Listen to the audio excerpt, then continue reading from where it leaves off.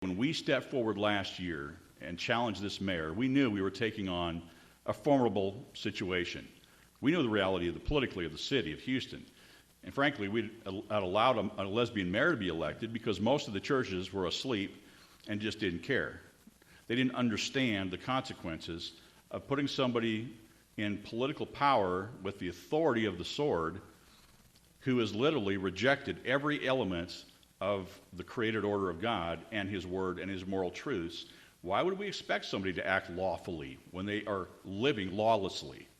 It doesn't make sense. It's irrational. But we have adopted this fractured thinking in the church. And I had pastors tell me, Dave, I don't like her lifestyle, but as long as she doesn't try to shove it down our throats, she's probably, I think she's a pretty good administrator.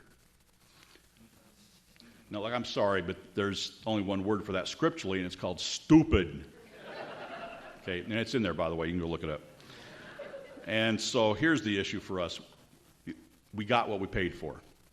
So the reality is then it's like the old peace in our time catastrophe, that when you didn't stop the evil when it was cheap, when it would have been fairly easy to step up and say, no, not on our watch. You get those tanks back over the border.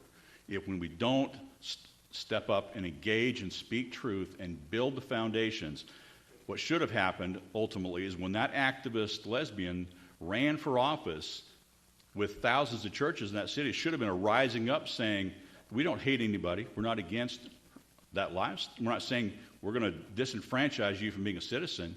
But we understand that because this is part of you have an agenda to take what you believe and govern it accordingly, and we understand that those consequences will be bad and harmful for the city. We will not allow that. And by the way, the mayor who lied about everything from the beginning, and she's still lying about this, it's just who she is.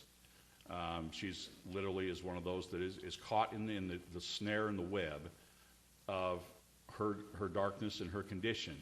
And we do pray for her, that God delivers her and sets her free from that. But we're going to make sure she does it after, that she's not mayor of Houston anymore and along the way, because we will not allow that to happen.